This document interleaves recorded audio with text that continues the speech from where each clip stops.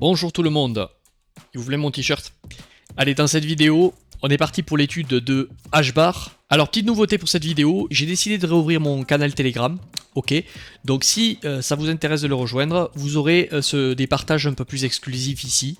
De temps en temps de l'alpha aussi de mon groupe privé, ok, pour vous récompenser de faire le pas. Ça va aussi me servir que si un jour, je sais pas moi, YouTube me banne, etc. C'est ici, c'est le Telegram qui sera c'est ce que j'aime, c'est la plateforme que je préfère. Donc c'est cette plateforme qui sera directement, vous aurez de mes nouvelles ici, ok. Donc je vous conseille de rejoindre le canal Telegram. Pour toutes les raisons que je vous ai évoquées. J'ai fait ça bien, hein, c'est un Linktree. Alors je sais que pour les petits jeunes, vous connaissez ça, mais je suis plutôt suivi par Christian 50-60 balais, donc je préfère expliquer. D'ailleurs ça m'intéresse, dites-moi quel est votre âge, ça me permettra de remonter des statistiques sur la chaîne. Ok, donc vous avez tous les réseaux ici. Pour ceux qui veulent rejoindre le Swing Invest, c'est pareil, je vous ferai moins de pub. Vous avez rejoindre la commu Swing Invest ici, et après tous les réseaux, les autres réseaux. Alors, c'est parti pour HBAR. Je prends du recul. HBAR, donc j'ai trouvé pas mal d'historique, je suis sur la charte de Binance. Là je suis en trimestriel, ok. Donc en trimestriel, on a quelque chose dont la tendance est haussière, ok. Donc pour moi le regard est à l'achat très long terme sur cette chose-là. Par contre effectivement, moyen terme, on a eu des phases un gros bear market ici, un bottom qui s'est dessiné par là, un retracement au printemps 2024. Il y a eu une grosse explosion là en même temps que XRP, XLM, HBAR, XDC, ok. Toutes ces cryptos ont bien pété là sur le dernier trimestre de 2024.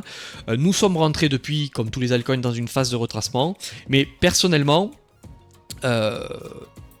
si je vous mets un logarithmique, on a une dynamique qui est plutôt haussière. Dans cet environnement-là, je comprends quelqu'un qui recherche de l'achat. Ok, je vous réitère mon attachement très important à la structure du graphique long terme pour savoir si on est dans un environnement haussier. Ok, et à ce moment-là, un bear market qu'on peut vivre ici, par exemple en weekly. Il y a de très fortes chances qu'ils finissent par se retourner pour honorer la tendance au-dessus de notre tête. Alors que lorsque le marché au-dessus de notre tête est plutôt baissier, on va pas prendre ce rallye baissier de la même manière et forcément buy le dip comme un cinglé ici, parce que peut-être que l'objectif c'est de rebondir pour aller casser les plus bas. Ok. Et l'objectif pour l'instant de HBAR, c'est ce que je veux vous dire ici.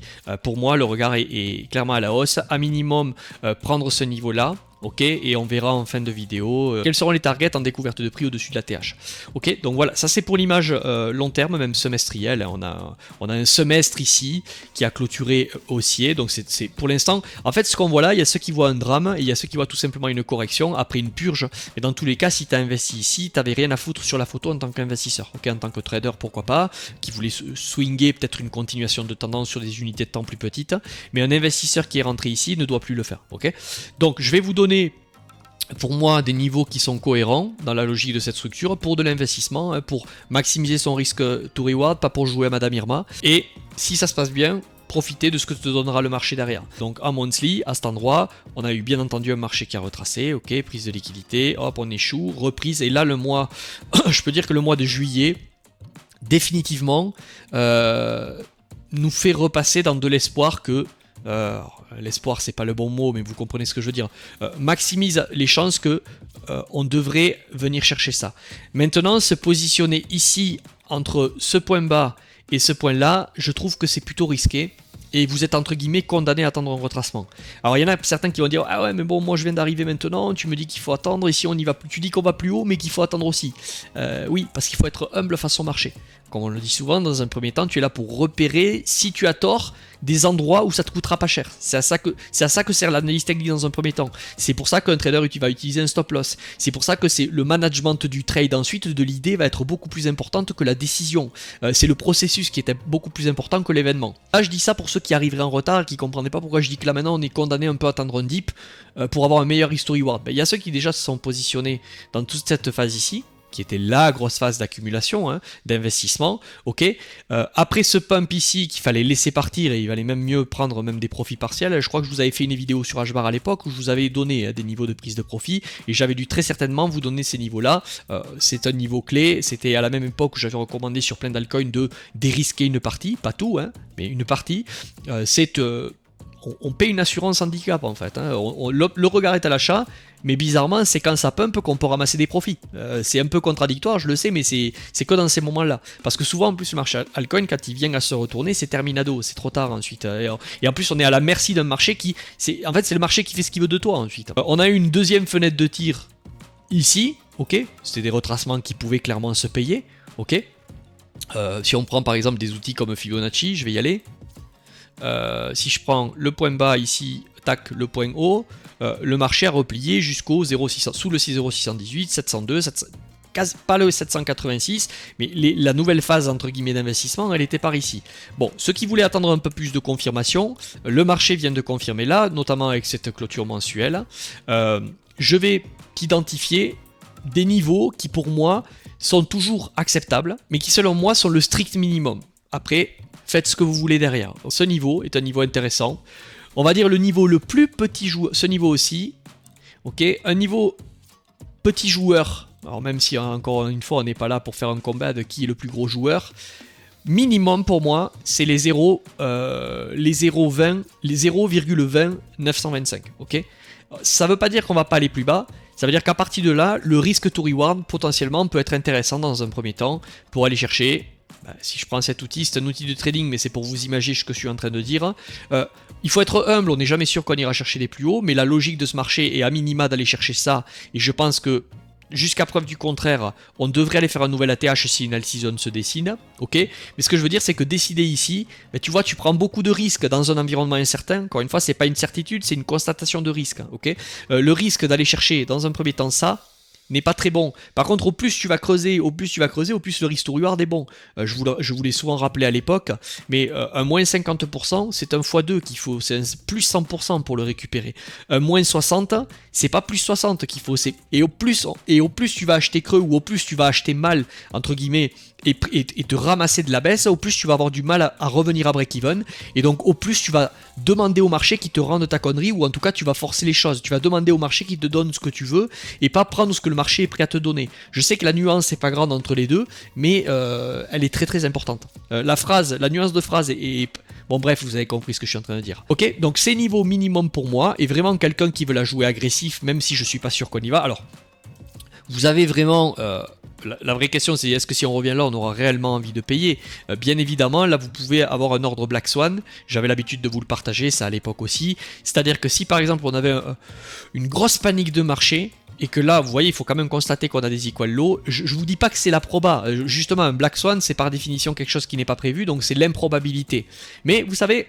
Le marché il nous a souvent réservé des surprises, il vaut mieux être humble, et c'est pour ça qu'on va prendre des profits partiels sur la montée au Swing Invest, qu'on va dans un premier temps attendre pour acheter très très creux pour maximiser les chances de se mettre à l'abri. Ok, souvent, faire des conneries à l'achat, c'est ce qui va déterminer ensuite l'incapacité de laisser aussi courir les gains derrière. Ok, donc c'est pour ça que j'insiste beaucoup sur ça. Vous pouvez laisser traîner un ordre Black Swan ici, ok, c'est-à-dire que si on avait vraiment une panique de marché avant une accélération, ça a déjà pu arriver, c'est déjà arrivé sur le marché. Vous avez un ordre à 0.09635 qui pour moi est un ordre pertinent d'un point de vue weekly. Est-ce qu'il faut absolument tout miser sur ça? Si vous voulez de l'âge bar, non. Mais par contre, une part pour la soif, ça fait pas de mal, ok. Ensuite, minimum les 0.20 et ensuite vous avez des niveaux là que je viens de vous identifier. Je rentre pas forcément dans le détail, mais voilà, tous ces niveaux-là, hein, tout ce qui est entre les 0,20 et les 0,16 sont des bons niveaux pour de l'accumulation. Alors après, à vous de voir comment vous gérez votre risque, le money management, risk to reward, etc.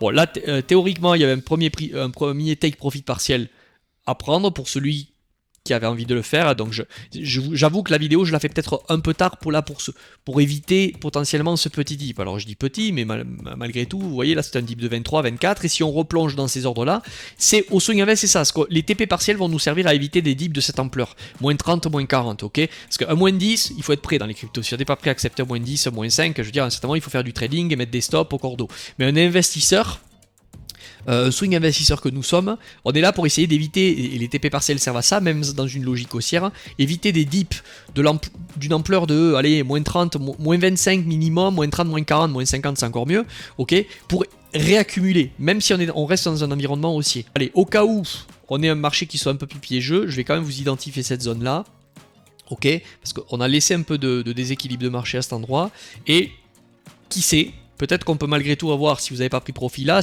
là on se rapproche de zone d'invest, donc c'est un peu dommage maintenant de penser prise de profit, mais allez, si on avait un dernier petit rebond avant, vous voyez, juste qu'on vienne dans cette supply et rehésiter un dernier coup, bon, je vous le mets quand même, vous avez un premier niveau de take profit ici, je vais vous mettre, allez, on va mettre TP rationnel, ok, voilà. Au cas où on venait à toper, là c'est fini, il n'y a pas d'all-season, etc. Ça se défend, il y en a qui défendent ce scénario-là, même si pour moi c'est pas dans le graphique. Vous avez un take profit partiel à 0,31 qui est jouable. Ok.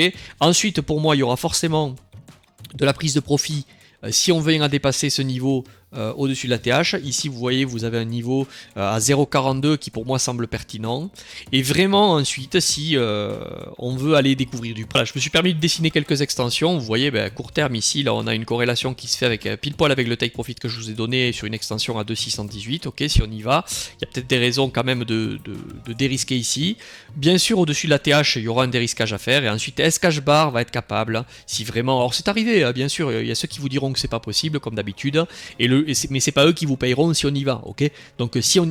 Est-ce que c'est possible sur une bulle comme ça, sur une bulle de partir sur des 1,51, 1,2 et voir aller fricoter avec les 3$ sur ce cycle si vraiment on venait à rentrer dans une saison de malade là sur l'automne ou début d'année prochaine? Oui, c'est complètement possible.